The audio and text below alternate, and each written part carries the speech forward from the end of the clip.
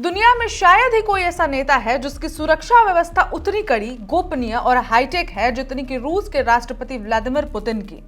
जब वे विदेश यात्रा पर निकलते हैं, चाहे वो राजधानी हो, कोई औपचारिक दौरा या आधिकारिक मुलाकात, उनकी सुरक्षा ऐसी होती है कि हर चीज पहले से तय निर्धारित होती है।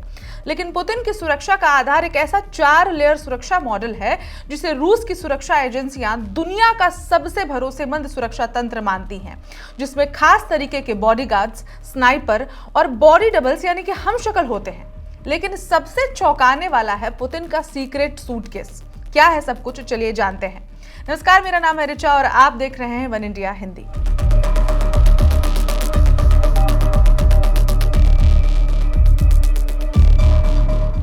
पुतिन की सुरक्षा घेरा अभिमन्यु वाले चक्रव्यूह से कम नहीं है।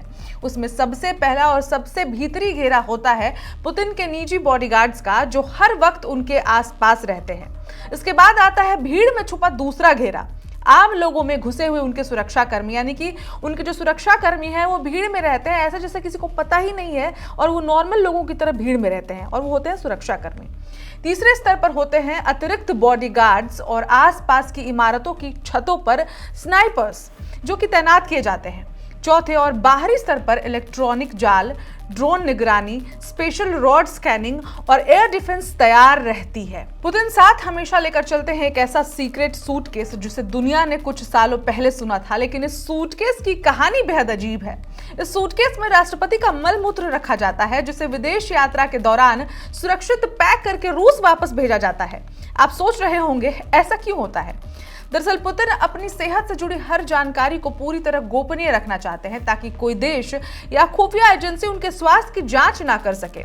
पुतिन को कभी कभी बॉडी डबल्स यानी कि हमशक्ल लोगों के साथ भी देखा जाता है और जाना जाता है, खासकर हाई रिस्क इवेंट्स या फिर विरोधी देशों में जब वो यात्रा करते हैं उस दौरान।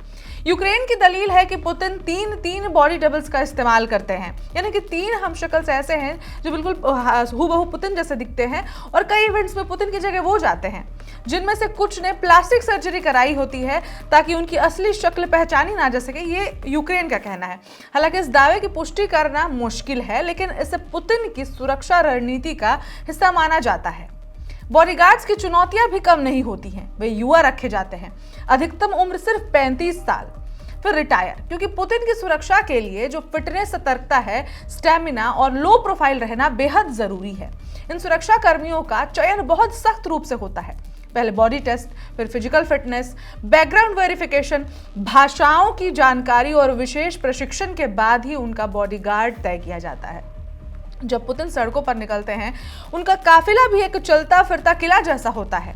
उनकी कार में bullet proof glass, grenade proof body, blast proof under body और पंक्चर प्रूफ टायरों से लैस इस कार को फोर्ट्रेस ऑन व्हील्स कहा जाता है। अगर पुतिन की कार पर हमला होता है तो ये कार उसे झेलने की क्षमता रखती है। इतना ही नहीं, उनके काफिले में कई कारें होती हैं, सब एक जैसी दिखती हैं ताकि दुश्मन नहीं जान सके कि असली राष्ट्रपति कौन सी कार में बैठे हुए हैं। साथ ही घटना के दौरान बॉडीगार्ड्स और सुरक्षा एजेंट तुरंत प्रतिक्रिया दे सके।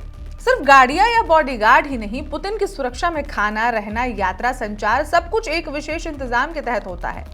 इन तमाम व्यवस्थाओं के बीच पुतिन की सुरक्षा मशीनरी को किसी फिल्मी कहानी जैसा समझना कम नहीं होगा, लेकिन ये सब वास्तविक है। और अब जब पुतिन भारत आ रहे हैं, ये सभी बातें एक बार फिर सुर्खियों में बनी हुई है, चर्चा का विषय हो चुकी है। इस खबर में इतना ही, लेकिन बाकी अपडेट्स के लिए देखते रहें one India Hindi. Subscribe to One India and never miss an update. Download the One India app now.